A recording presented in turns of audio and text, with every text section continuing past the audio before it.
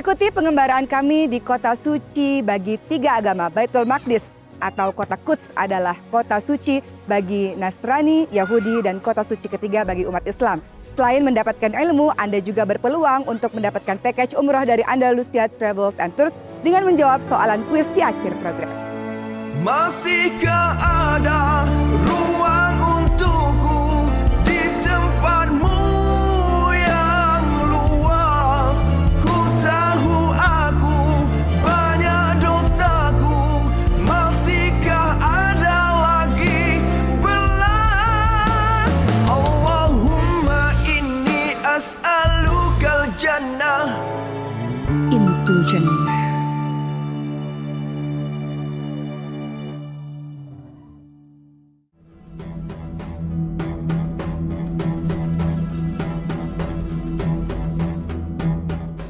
Saat ini saya sedang berada di salah satu tempat bersejarah di Palestina, kota yang tertua di dunia, yaitu kota Jericho. Di kota Jericho inilah ada sekitar 20.400 penduduk yang menempati tempat ini. Dan tepat di belakang saya ada Mount of Temptation. Mount of Temptation ini dipercaya sebagai sebuah gunung di mana Nabi Isa alaihissalam berpuasa selama 40 hari, 40 malam.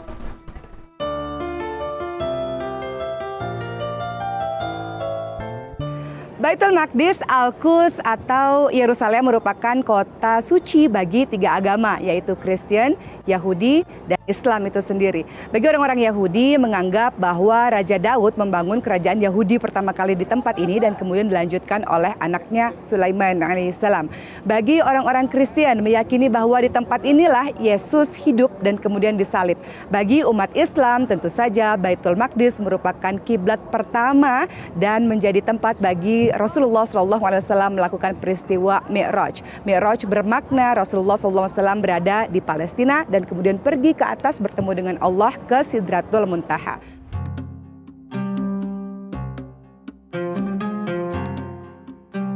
Sahabat yang dirahmati oleh Allah Subhanahu wa taala, Nabi Musa alaihissalam adalah nabi Allah yang diutus untuk mengajak kaumnya Bani Israel agar kembali kepada Allah Subhanahu wa taala. Nabi Musa alaihissalam diberikan mukjizat agar tongkatnya bisa berubah menjadi ular dan tongkatnya dapat membelah lautan. Nabi Musa alaihissalam berhasil untuk menolong kaum Bani Israel dari kekejaman Firaun. Nabi Musa alaihissalam pun meminta agar Bani Israel pergi ke Palestina. Namun kaum Bani Israel menolaknya dan mengatakan Nabi Musa saja yang pergi ke Palestina karena mereka tidak mau berperang dengan orang-orang Kan'an yang ada di Palestina. Allah kemudian membuat Bani Israel tersesat selama 40 tahun di muka bumi dan kemudian Allah mematikan mereka. Oleh karena itu, sekarang saya sudah berada di area makam Nabi Musa alaihissalam di dekat Baitul Maqdis atau Yerusalem. Di atas bukit inilah kita akan melihat di dalamnya terdapat makam Nabi Musa alaihissalam. Namun kita bisa melihat juga bahwa di sini ada masjid yang dibangun oleh Salahuddin Al-Ayyubi di abad ke-12 yang kemudian diperluas oleh Sultan Mamluk bernama Ad-Dahir Baibas. Tapi sebelumnya jangan sampai kita salah dalam mengartikan makam bukan hanya berarti perkuburan, tapi juga bisa sebagai tempat persinggahan dari para nabi.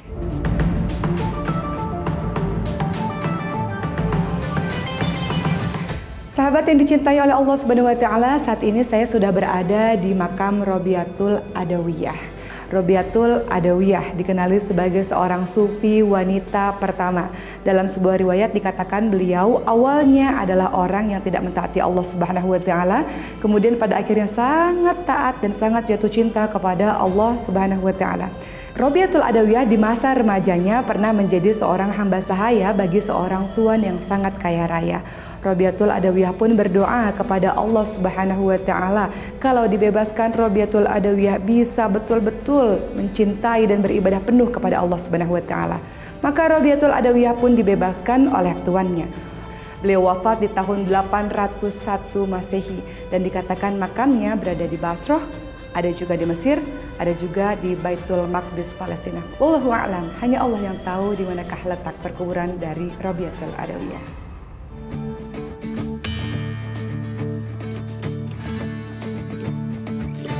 Sahabat yang saya cintai, tahukah sahabat semua tentang Salman Al-Farisi radhiyallahu anhu? Salman Al-Farisi adalah salah seorang dari sahabat Rasulullah SAW yang berasal dari Isfahan, Persia. Salman Al-Farisi jugalah yang memberikan ide kepada Rasulullah SAW untuk membuat parit dalam perang Khandaq yang terjadi pada tahun 5 Hijriah. Salman Al-Farisi kemudian wafat di usia 88 tahun pada masa Khalifah Utsman bin Affan. Kemudian beliau digelari dengan Salman Al-Khair atau Salman yang baik.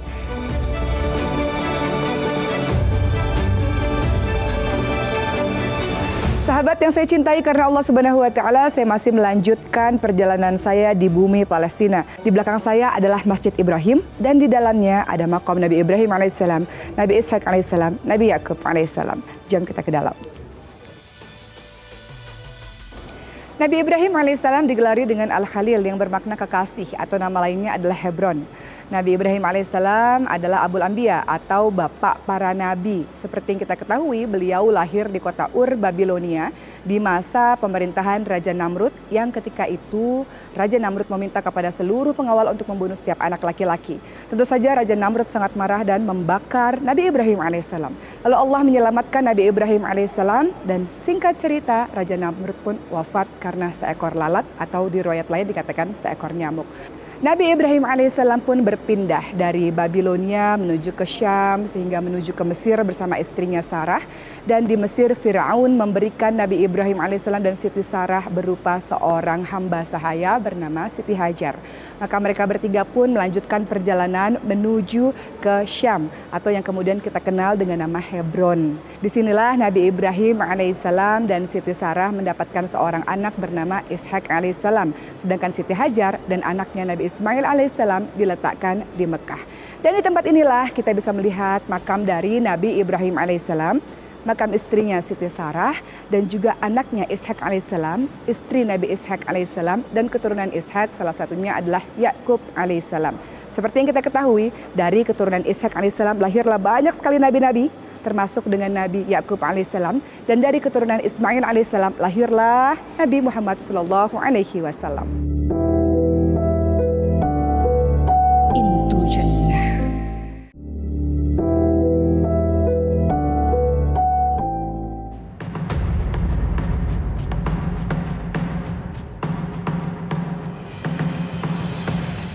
Tempat ini disebut Halhul berdasarkan hala yang berarti tempatnya Nabi Yunus alaihissalam dan haul yang bermakna 1 tahun. Ketika Nabi Yunus alaihissalam dimuntahkan dari dalam perut ikan, Nabi Yunus alaihissalam tinggal di tempat ini selama 1 tahun sebelum pada akhirnya kembali kepada kaumnya. Tempat ini didirikanlah sebuah masjid pada tahun 1226 oleh Isa al-Mu'adzam, yaitu anak saudara dari Salahuddin al-Ayyubi. Di belakang saya ini adalah Masjid Umar. Banyak orang yang menyangka Masjid Umar inilah tempat di mana Umar bin Khattab radhiyallahu anhu melaksanakan sholat. Namun bukan demikian, karena tadi Umar bin Khattab sholat di Masjid Qibli. Masjid ini dibangun oleh Al-Afdal, putra dari Salahuddin al-Ayyubi untuk mengenang peristiwa tersebut.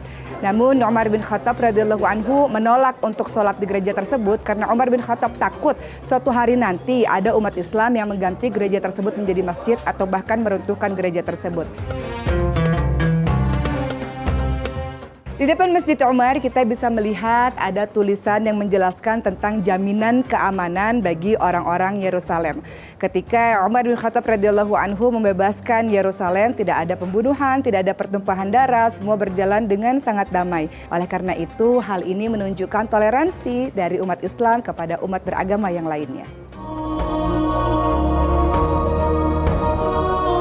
Sahabat yang saya cintai, alhamdulillah saat ini saya sudah tiba di kota lama Yerusalem.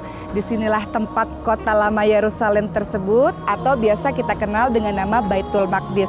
Untuk memasuki kota lama Yerusalem atau Baitul Maqdis ini kita bisa melewati 8 pintu.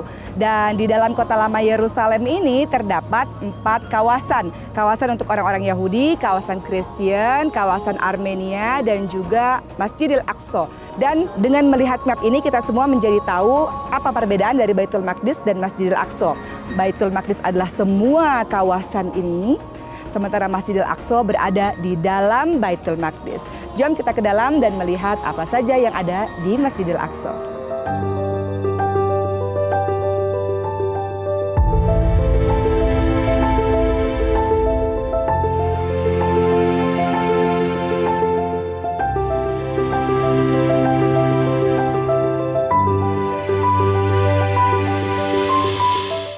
Alhamdulillahirrabbilalamin. Saya sangat bersyukur kepada Allah Subhanahu wa Ta'ala karena saya sudah berada di kompleks Masjidil Aqsa.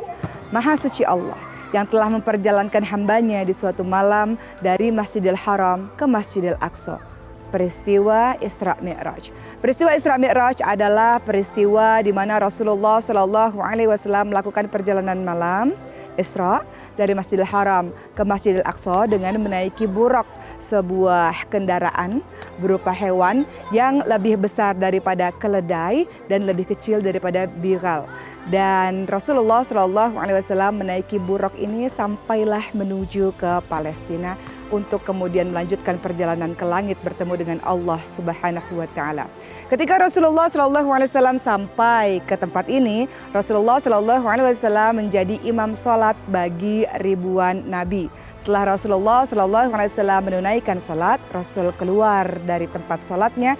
Lalu Rasulullah SAW menaiki buraq dan menuju ke berbagai macam lapisan langit. Rasulullah SAW melanjutkan perjalanannya untuk bertemu dengan Allah Subhanahu wa Ta'ala. Maka Allah Subhanahu wa Ta'ala memberikan perintah sholat sehari sebanyak 50 kali. Rasulullah SAW turun ke langit kelima dan bertemu dengan Nabi Musa alaihissalam. Nabi Musa alaihissalam meminta kepada Rasulullah untuk meminta kepada Allah agar diturunkan, jangan 50 kali diturunkan karena umatmu tak akan sanggup untuk melakukannya. Maka Rasulullah pun meminta kepada Allah dan akhirnya Allah memerintahkan agar umat Rasulullah SAW menjalankan sholat sehari sebanyak 5 kali. Sahabat yang dimuliakan oleh Allah Subhanahu wa Ta'ala. Kenapa Allah Subhanahu wa Ta'ala tidak membuat Rasulullah langsung saja dari Masjidil Haram menuju ke Sidratul Muntaha? Kenapa Allah meminta Rasulullah SAW singgah sekejap di tempat ini? Karena Allah Subhanahu wa Ta'ala ingin kita memuliakan tempat ini. Selanjutnya saya akan melihat kawasan Dome of the Rock, di mana pada saat itu Rasulullah SAW berpijak dan kemudian menuju ke langit untuk bertemu dengan Allah Subhanahu wa Ta'ala. Allahumma inni as'alukal jannah.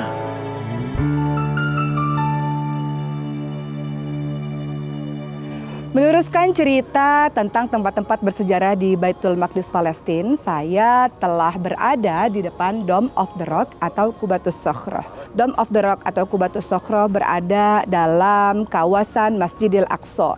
Lebarnya adalah 18 meter dan panjangnya 13 meter, dan kalau kita lihat di atasnya terdapat sebuah kubah yang dilapisi dengan emas. Qubatus Shokhrah atau Dome of the Rock ini dibangun oleh seorang khalifah bernama Abdul Malik bin Marwan yang selesai pada tahun 691 Masehi pembangunannya. Dan di dalam dari Qubatus Shokhrah ini dipercayai oleh sebagian orang terdapat batu pijakan di mana Rasulullah SAW pergi Mi'raj ke Sidratul Muntaha untuk bertemu dengan Allah Subhanahu wa Ta'ala. Namun untuk orang-orang Yahudi dipercayai juga bahwa batu pijakan itu adalah tempat Nabi Ibrahim alaihissalam menyembelih anaknya Nabi Ishak alaihissalam. Dan pada saat ini orang-orang ramai mengunjungi Qubatus Shokhrah atau Dome of the Rock untuk sekedar melihat batu pijakan atau mereka melaksanakan sholat di dalamnya. Soalan sekarang adalah, siapakah Salahuddin Al-Ayyubi? Salahuddin Al-Ayyubi adalah pembebas atau penakluk Baitul Maqdis Palestina yang kedua setelah Umar bin Khattab. Di Al-Quds Palestina inilah Salahuddin Al-Ayyubi datang dengan membawa kedamaian. Sampai hari ini, orang-orang Palestina yang sedang dijajah oleh Israel mengatakan, kami merindukan orang-orang seperti Salahuddin Al-Ayyubi untuk menolong kami, untuk membebaskan kami dari penguasa yang kejam.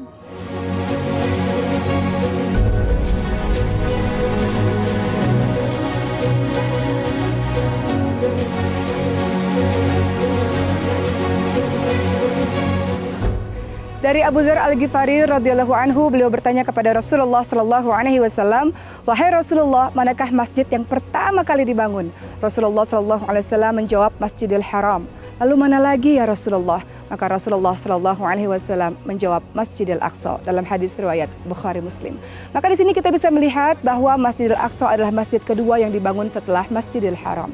Kompleks Masjidil Aqsa memiliki luas 144.000 meter persegi dan mampu menampung 400.000 jemaah. Di dalam kompleks Masjidil Aqsa terdapat Masjid Al-Qibli yang merupakan inti dari Masjidil Aqsa. Di depan saya ada Qubatus Sakhrah atau Dome of the Rock dan juga ada Masjid Al-Marwani. Di dalam Masjid Al-Qibli ini mampu menampung jemaah sekitar 5.000 jemaah. Pada awalnya bangunan dari Masjid Al-Qibli ini hanyalah bangunan dari kayu saja yang dibuat oleh Umar bin Khattab radhiyallahu anhu untuk beribadah kepada Allah Subhanahu wa taala. Bangunan ini juga dipercaya sebagai tempat berbagai macam nabi, mulai dari Nabi Ibrahim alaihissalam, Nabi Ishaq alaihissalam, Nabi Sulaiman, Nabi Daud alaihissalam dan seterusnya beribadah di tempat ini. Selanjutnya pembangunan dari masjid ini dilanjutkan oleh Sultan Abdul Malik bin Marwan dan dilanjutkan oleh anaknya yaitu Al-Walid bin Abdul Malik. Yang menarik adalah di kompleks Masjidil Aqsa terdapat penggalian yang dilakukan oleh Zionis Israel.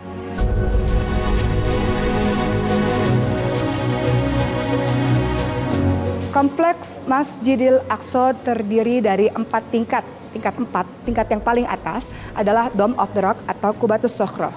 Tingkat 3 di bawahnya adalah Masjid Al-Qibli.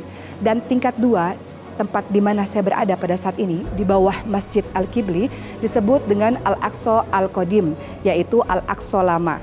Dan tingkat yang paling bawah atau tingkat 1 adalah tempat telaga minyak. Yang menarik di tingkat 2 ini, di bawah Masjid Al-Qibli, kita bisa melihat ada 3 tiang yang dipercayai sebagai tempat di mana Nabi Sulaiman alaihissalam membuat Masjidil Aqsa.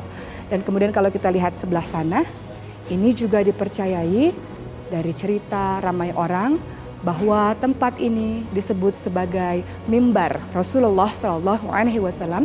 Masa Rasulullah SAW menjadi imam untuk mengimami ribuan nabi. Adapun yang mengetahui kebenarannya adalah Allah Subhanahu wa taala. Saya menyampaikan cerita ini sebab ramai orang yang percaya bahwa ini adalah mihrab Rasulullah SAW. Intu Jannah.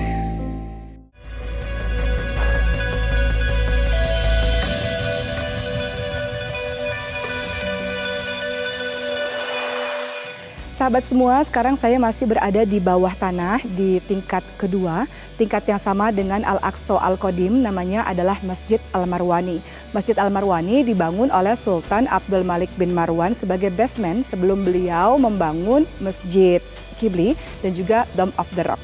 Dan di tempat ini pernah ditutup oleh Salahuddin Al-Ayyubi selama 800 tahun sebab Salahuddin Al-Ayyubi tidak menginginkan non-muslim untuk mengambil tempat ini. Di tahun 2000-an lah baru tempat ini dibuka dan dijadikan tempat ibadah.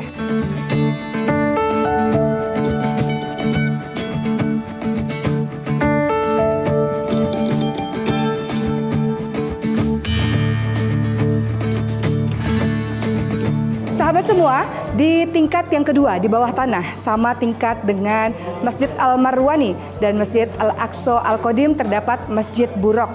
Dan yang menarik adalah di sini terlihat ada seperti ring yang fungsinya secara tradisi dipercayai bahwa pada masa itu Rasulullah SAW mengikat buruknya sebelum Rasulullah SAW melaksanakan sholat 2 rakaat bersama dengan para nabi dan kemudian Mi'raj untuk bertemu dengan Allah Subhanahu wa taala. Tembok ini dikenali dengan nama tembok buruk dan juga dikenali bagi kaum Yahudi sebagai tembok ratapan karena di balik dari tembok ini kaum Yahudi berdoa dan menangis untuk mengingat dosa-dosa mereka.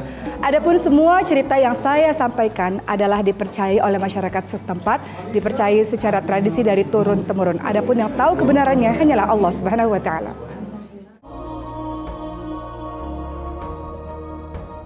Sahabat yang saya cintai, meneruskan kembali sejarah di Baitul Maqdis Palestina. Seperti yang kita ketahui bahwa Umar bin Khattab radhiyallahu anhu membebaskan Palestina dari Romawi Bizantium dan mengadakan perjanjian dengan Nasrani agar tidak menghancurkan gereja-gereja di Baitul Maqdis atau Yerusalem ini. Kemudian masa tersebut berlanjut pada kekuasaan Umayyah, kekuasaan Abbasiyah sampai kemudian dinasti Fatimiyah.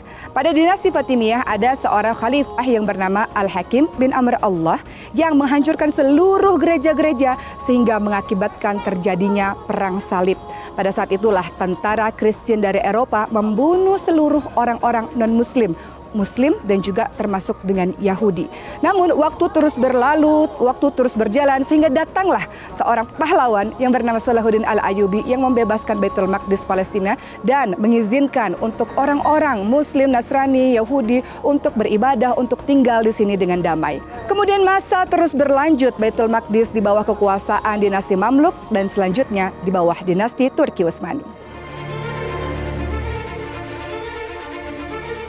Di akhir zaman nanti terjadi kekacauan dan peperangan yang melibatkan seluruh manusia di muka bumi ini.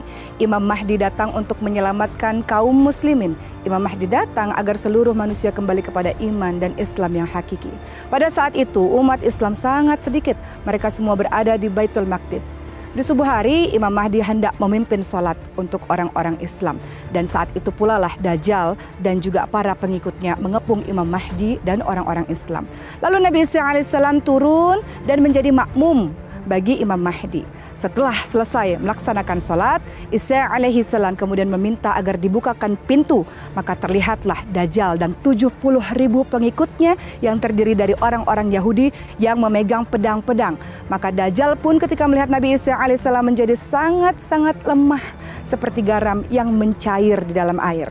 Dajjal pun berlari dan Nabi Isa alaihissalam mengejar Dajjal dan membunuhnya di sebuah pintu atau gerbang yang bernama Lut Timur. Disinilah terjadi sebuah hikmah. Kenapa Dajjal tidak mati begitu saja ketika melihat Nabi Isa alaihissalam, melainkan harus dibunuh dulu oleh Nabi Isa alaihissalam agar orang-orang paham bahwa Dajjal sangat lemah. Fitnahnya semuanya adalah sangat luar biasa. Dajjal tidak memiliki kekuatan apapun. Setelah itu yang terjadi adalah semua orang hidup secara damai selama 7 tahun. Lalu orang-orang yang di dalam hatinya ada iman, Allah matikan dengan didatangkan angin sejuk dari arah Syam. Setelah itu digantilah dengan orang-orang yang sangat jahat. Mereka diberikan kebahagiaan yang sangat luar biasa hingga akhirnya ditiupkanlah sangkakala dan terjadilah hari kiamat. Salah satu tanda kiamat adalah penaklukan Baitul Maqdis. Hal itu dijelaskan dalam hadis riwayat Bukhari. Maka kembalinya Yahudi di bumi Palestina adalah tanda bahwa kiamat sudah sedemikian dekat, sahabat-sahabat sekalian. Nantinya Baitul Maqdis ini akan kembali dikuasai oleh umat Islam. Pergolakan atau peperangan yang terjadi di tempat ini memang sudah sunatullah, sudah semestinya terjadi. Hanya saja Allah ingin lihat apa yang engkau lakukan untuk membela dan memperjuangkan Baitul Maqdis Palestina. Silahkan berdoa, silahkan menyumbangkan harta atau apapun untuk menunjukkan kepada Allah betapa kita sangat peduli dan sangat mencintai Baitul Maqdis Palestina. Sahabat sekalian, saya berharap siapapun yang menonton program ini bisa pergi ke Baitul Maqdis Palestina insya Allah sebelum Allah memanggil kita. Sebagaimana Rasulullah SAW menyuruh kita untuk pergi ke tempat ini setelah kita berpergian ke Masjidil Haram dan Masjid Nabawi.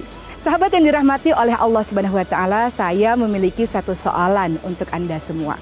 Kompleks Masjidil Aqsa ini terdiri dari berapa tingkat?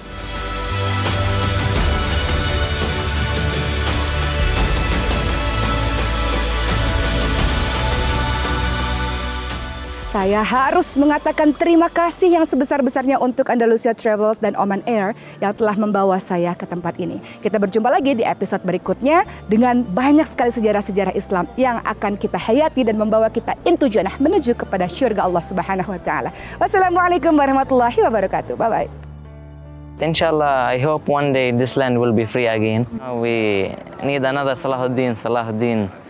Number two to save Palestinians. But like you see, it's okay and not dangerous. Like just come and visit Masjid Al-Aqsa and make it and support Masjid Palestine and give push to Muslim here. Assalamu alaikum.